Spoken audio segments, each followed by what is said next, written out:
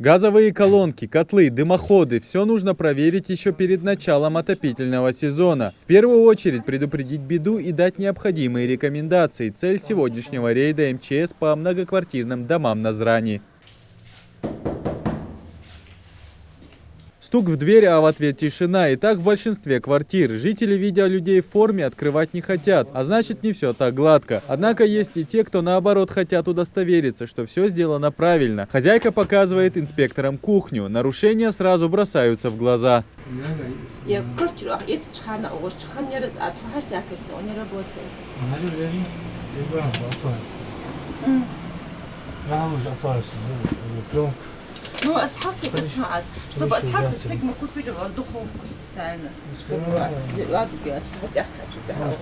Зафиксировав все и проведя с хозяйкой 41-й квартиры разъяснительную беседу, инспекторы направляются в соседний дом по проспекту Базоркина. Здесь также не все идеально. Жильцы устанавливают газовые колонки и котлы, несмотря на то, что в доме отсутствует дымоход. А всю копоть и выхлопы пускают по вентиляции. В процессе угарный газ расходится по помещениям.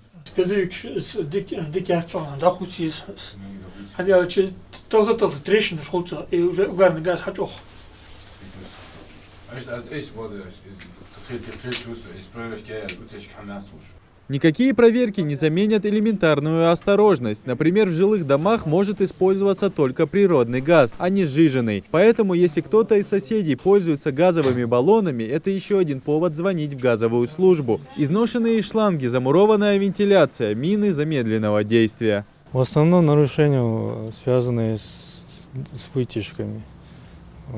Колонки, неправильная эксплуатация колонок. Также газовый прибор установлен близ горючих материалов. Правильная установка дымоходов. Так как часто происходит отравление угарным газом, в основном мы обращаем внимание на газовые оборудование. Рейдовые мероприятия сотрудниками МЧС и местными властями проводятся планово, несколько раз в месяц. В каждом подъезде инспекторы развесили бланки с правилами безопасности эксплуатации газового оборудования. Газовики убедительно просят жителей не устанавливать самим газовое оборудование, не проводить никакие инженерные сети кустарными способами, не экономить на собственном здоровье и не пренебрегать своей безопасностью. Собственник обязан заключить договор на внутридомовое газовое хозяйство. Идрис Ижиев, Рамзан Зурабов, Новости 24.